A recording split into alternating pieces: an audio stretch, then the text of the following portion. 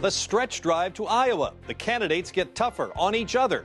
Plus the president's valedictory State of the Union, chock full of politics. I'm Pete Williams, in for Gwen Ifill this week on Washington Week. Oh, it's heating up out there, especially between the two Republican frontrunners on Ted Cruz's birthright. If you become the nominee, who the hell knows if you can even serve in office? And on Donald Trump's New York values. And I guess I can frame it another way. Not a lot of conservatives come out of Manhattan. I'm just saying. While on the Democratic side, the question is, who's tougher on guns? It's time to pick a side. Either we stand with the gun lobby or we join the president and stand up to them.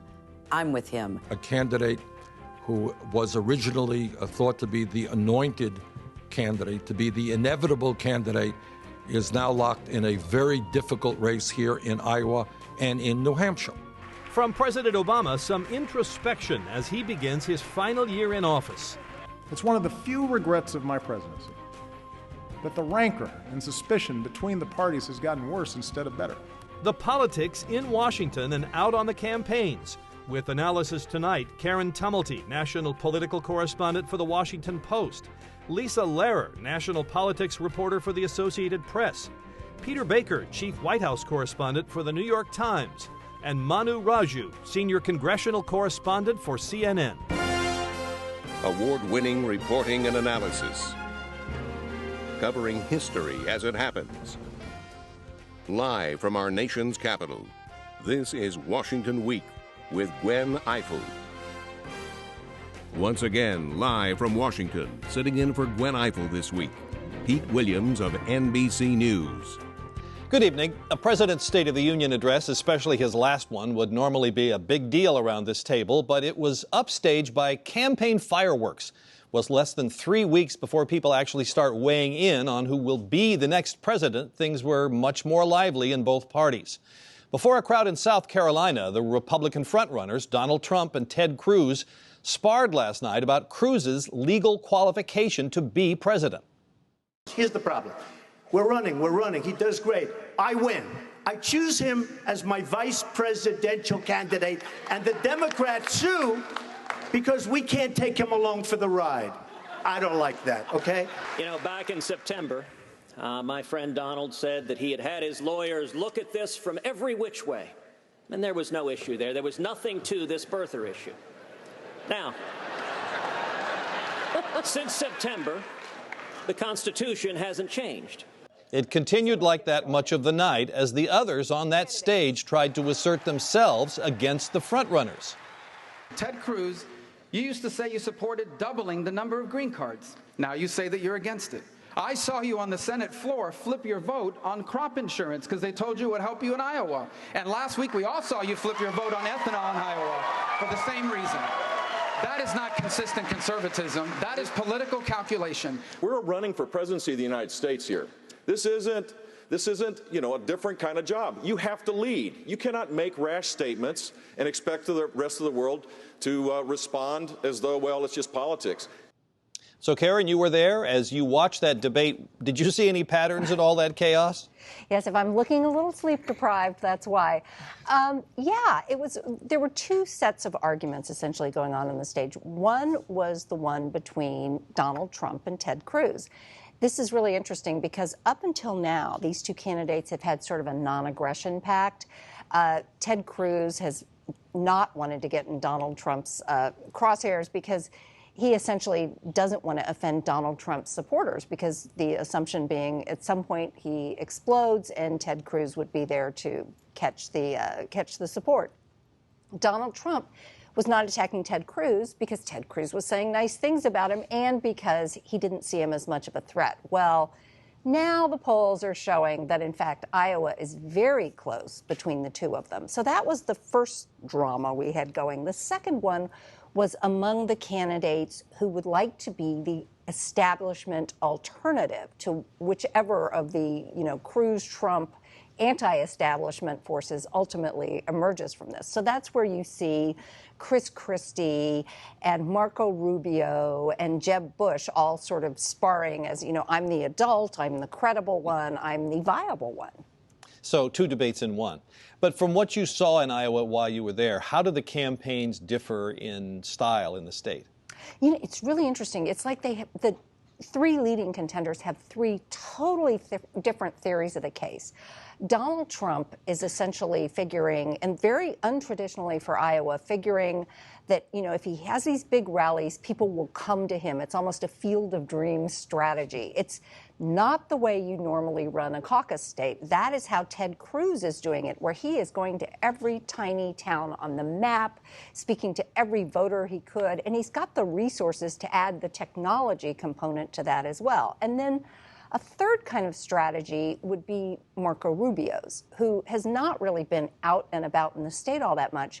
But between now and caucus day, 1/3 of every single political ad that people in Iowa see is going to be an ad on Marco Rubio. Let me just add, last Lisa question here. The sharp-eyed people here at Washington Week counted 30 mentions, some might say shots at Hillary Clinton last night. So is that strategy working for the Republicans to attack her at the same time they're attacking each other? Well, it's certainly been a popular strategy. I mean, that number is pretty standard for all of these Republican debates. She's a very popular, or I guess unpopular, figure on the stage. You know, it's a way for Republicans to rally their base. They want to show that they're the toughest candidate against this challenger, this potential Democratic general election nominee, who Republicans think will be a pretty tough opponent. It's also, frankly, not something that the Clinton campaign is all that upset with. They sort of figure that anyone who's voting in the Republican primary is probably not a gettable vote, most likely, for Hillary Clinton. So having her attack so much in the Republican debates gives them a way to boost their own base, to send out fundraising appeals, to get their own people excited about a general election by striking that contrast. Karen, you had mentioned the Republican establishment, the sort of people that are vying in that lane. What was interesting last night was the Rubio versus Christie battle. Of course, that's been bubbling up for weeks, and it's all about New Hampshire, where both men are competing pretty aggressively. Did you sense when you were there, what was the mood like in the room? Did it feel like that Christie got the better of that exchange between the two of them, or did Marco Rubio come on top, or did they end up in a draw on that point? Well, there was a lot of ganging up on Marco Rubio on that stage, not just Christie, but Jeb Bush, and he and Ted Cruz went at it quite a bit as well.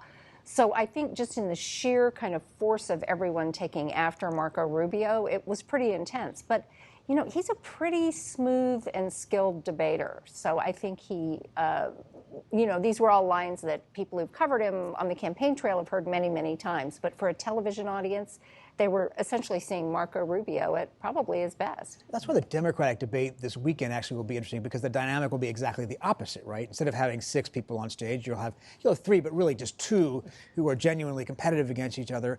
At this point, Sanders is surging. Is that a real threat to Hillary? How is she responding? Is that what footsteps do they hear behind them? Well, so one thing, the big question facing Sanders is whether he can expand his base. So far, he's done extremely well with white voters, particularly younger white male voters. And that's a good group to have in states like Iowa and New Hampshire. Once you get into these later contests, South Carolina and Nevada, the March 1st Super Tuesday states, you need to have a stronghold within minority voters who make up a huge swath of the Democratic Party.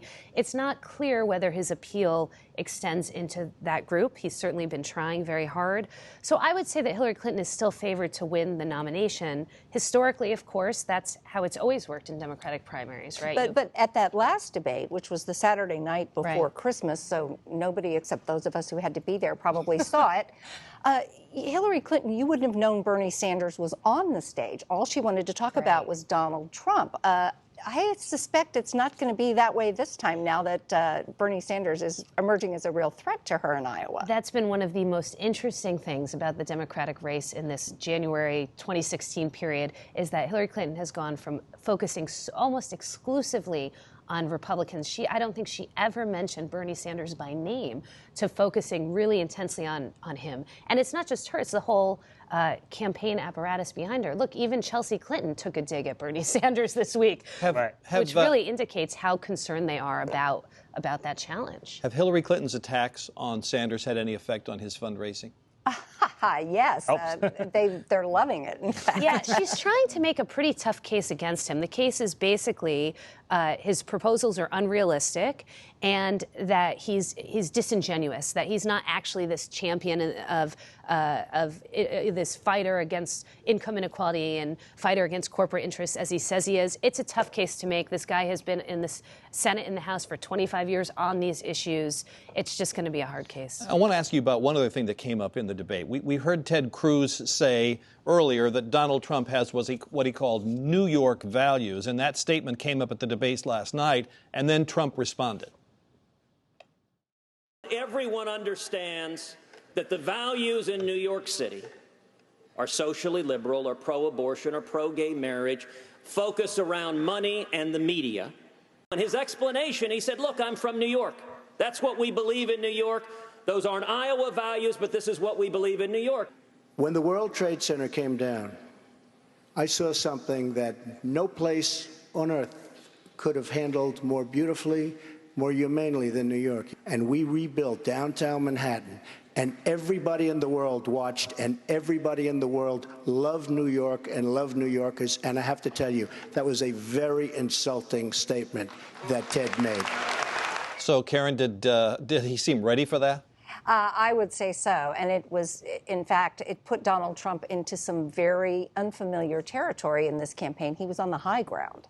And he seemed prepared. He looked like a statesman, too. And even Hillary Clinton then today issued a statement saying he's absolutely right about New Yorkers and their values. It's been amazing to watch him. I think he's actually improved as a candidate throughout this process. I don't know if you'd agree, but it's been really a remarkable thing to watch. Did Cruz dispose of the birther issue, as he called it, or is that going to still be something out there haunting him? You know, I have yet to run across a voter who really cares about this. But the fact is, Donald Trump is not going to drop it. I wanted to ask you back to the Clinton-Sanders question. I mean, look, if Clinton loses Iowa, she could still win the nomination, as you suggested. But how much would that hurt her? The perception that she's a strongest candidate for the party, and just, come rallying the Democratic base behind her heading into the general election. Here we go again, right? Yeah, here we go again. Right. What her campaign is afraid of isn't so, obviously losing Iowa or a narrow win in Iowa and a loss in New Hampshire, that's not a good outcome. But what scares them more, I think, than losing the nomination is the freak out that will inevitably come in the party. You have a number of people in the Democratic Party who don't particularly care for Hillary Clinton. They're already sort of primed to seek alternatives. They're going to start looking around. Is there someone who could jump in late? Biden. Top on that list would be Vice President Biden. He regrets it every day, he said, about not running. So talking about the Democratic campaign, it was heating up. There was some discussion about taxes, but Sanders also launched a new campaign commercial to chide Hillary Clinton on her connections to Wall Street. A lot of what he's talked about in his campaign would be very expensive. It would probably, by the best estimates, end up costing $18 to $20 trillion over 10 years. That's a lot of money. That would raise the federal budget by 40%. So you deserve to know what the differences are. There are two Democratic visions for regulating Wall Street. One says it's okay to take millions from big banks and then tell them what to do. My plan, break up the big banks, close the tax loopholes, and make them pay their fair share. So, Lisa, very quickly, Hillary Clinton said she wanted a campaign, not a coronation. Is she getting one? Be careful what you wish for. She's getting a real campaign, certainly in Iowa, certainly in New Hampshire, as is Sanders. He's, of course, made this pledge not to go negative, a central focus of his candidacy, and it's really a central part of his brand. That could get tricky for him in the days to come, particularly as this race gets nastier. All right. Well, thank you. Moving on here. Thank you both. If you were watching the State of the Union message toward the end, it certainly looked to me like the president seemed to linger for one more look at the House chamber after his final State of the Union address this week. Usually it's a long to-do list, but this one, seen, by the way, by the smallest audience for one of these speeches in 20 years, had a distinctly different tone. Let me start with the economy and a basic fact. The United States of America, right now, has the strongest, most durable economy in the world. Anyone claiming that America's economy is in decline is peddling fiction. He reviewed the accomplishments of his 7 years in office, but he also criticized a certain Republican frontrunner. When politicians insult Muslims, whether abroad or our fellow citizens, when a mosque is vandalized or a kid is called names, that doesn't make us safer. That's not telling it like it is. It's just wrong. South Carolina Governor Nikki Haley, who delivered the Republican response, echoed some of those same sentiments. During anxious times, it can be tempting to follow the siren call of the angriest voices. We must resist that temptation. No one who is willing to work hard, abide by our laws, and love our traditions should ever feel unwelcome in this country. Beyond that, she didn't agree much with President Obama, but Peter, was this actually the president's first 2016 campaign speech? Well, in a way, that's right. There are two different campaigns he was waging here that night. One is for history, right? He's trying to set out his case for why his presidency was a success. The economy is much better. We're making some progress, he says, on foreign affairs. Healthcare obviously expanded across the board. And then he's making a campaign speech, in effect, not just for Hillary Clinton, but for himself in this campaign, because he is the target of so many of these attacks. 2 days later, you heard Hillary Clinton's name a lot on stage, but you heard President Obama's name on stage a lot too. So he was engaging, in effect, before the debate even got started by saying, what you're going to hear is a lot of gloom and doom from these guys talking down America. I'm here to tell you America's great, and don't let them tell you otherwise. So he was trying to engage on this concept. And the concept is important because what do Americans believe? Do they believe the country's on the right track or not? Polls show they don't believe it. 2-1, Americans believe we're on the right track, and they have for a while. On the wrong track, you mean? On the wrong track, yeah. Sorry. They believe we're on the wrong track, and they have for a while, for 12 years. It's been 12 years since more Americans believe we were on the right track than on the wrong track. That's a pretty sustained period of pessimism on the part of Americans, and he's trying to now talk them out of it. Well, I guess it depends on what numbers you look at, but if you compare his rather rosy scene with the Republican sort of gloomy scene, who's right? Well, each side, of course, has numbers to point to. The president has probably an easier case on the domestic side in the sense that the economy is doing better. They had 2.3 million jobs created last year. The unemployment is down to 5% and so on. On foreign affairs, it's a little tougher because it looks, the world seems to be blowing up all over the place, and he's trying to point to a lot of agreements, but they're wondering what's happening with ISIS, what's happening in Ukraine, places like that. Yeah, I was really struck in the First Lady's box. There was an empty seat for victims of gun violence, right. But there were also a number of people there who were meant to sort of remind you of the high points of the Obama presidency. What did he lay the predicate for governing for the rest of his term, or was this in fact about the legacy? Well, there really isn't very much he can do in Congress. Manu knows that better than I do. He'd like criminal justice reform. There's an opportunity there for Republicans to come together with him on this. Obviously, he'd like his trade deal that he negotiated in Asia.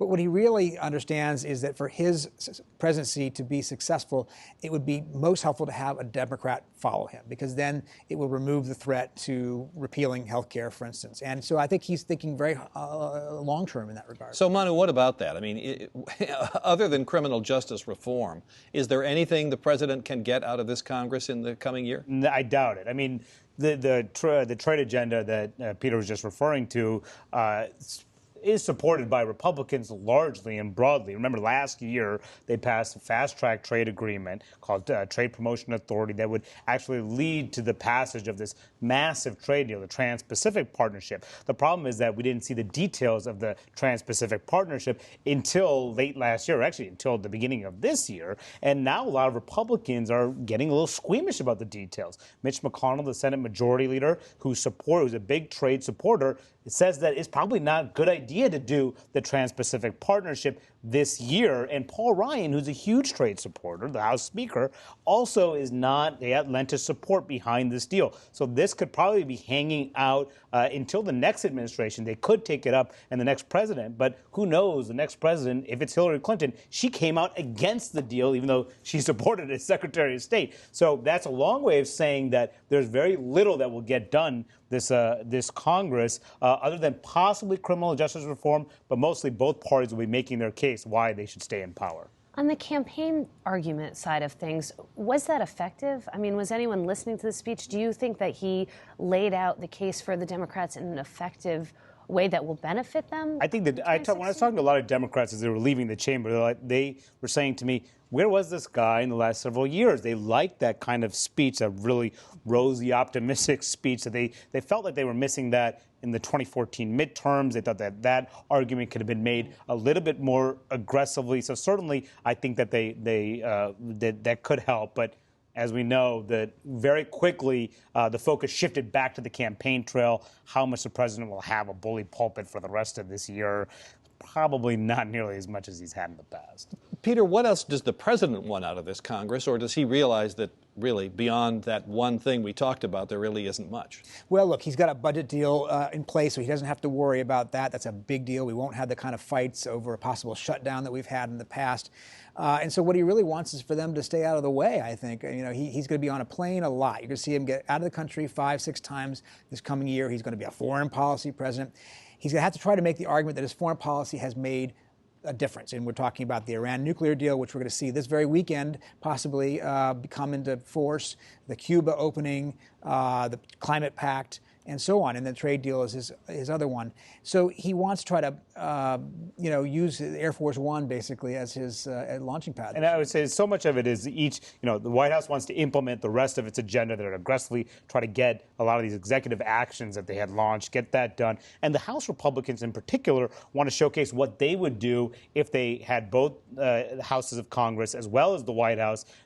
Paul Ryan was pushing to lay out a bunch of detailed proposals, including what they would actually do on health care. They have not had a plan to replace Obamacare. Presumably, they'll come out with that. Now, that will never pass. They'll never get signed into law by the president. Probably won't pass the Senate. But they want to make this the argument heading into November. So if the question was about what President Obama expects to get out of this year, what does Paul Ryan expect to get out of this? I think that's it. He wants to it's all about making the case to voters on what we would do if we got the majority. So it's all a political argument. I was up in Baltimore this past week where House and Senate Republicans were meeting and discussing the way forward for this year. And they know there's very little they can do legislatively, but they want to lay out a specific agenda on what they would do if they were still in power in 2017. And why that's different is because in the past, most of these guys, they go home and they campaign. They don't do much legislatively. They don't want to get into the details of things that could get them in a tough position.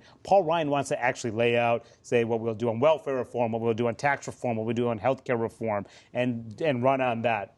The difference I will add, though, is that Senate Republicans don't necessarily want to do that because 24 of them are up for re-election this year, particularly in tough states, and they don't want to get into the intricacies of health care reform. Well, the truth is, who's actually speaking for the party right now? Paul Ryan or Donald Trump and Ted Cruz? And that's where the struggle is. Who is the face for the party? Paul Ryan wants it to be him, where they present a more rosy view of America. Very, very quickly. The president seemed relaxed after the speech. Yeah. Will we see that same relaxed style the rest of the year? I think a little bit. He was relaxed on the road this couple days after the speech and kind of joking around. Somebody asked him, you should run for a third term. He says, I can't because of the Constitution, but I really can't because Michelle would kill me. I mean, he was in a pretty relaxed. He's not on the ballot, right? It must be a lot easier. All right. There. Thank you all. Thank you very much. That'll have to do it for tonight. But if you didn't get enough, we'll have more on the Washington Week Webcast Extra, where we'll look at the other Republican candidates who didn't make it to the big guys' table and what their staying power might be. That's later tonight at pbs.org/Washington Week. I'm Pete Williams. Gwen will be back here next week on Washington Week. Good night.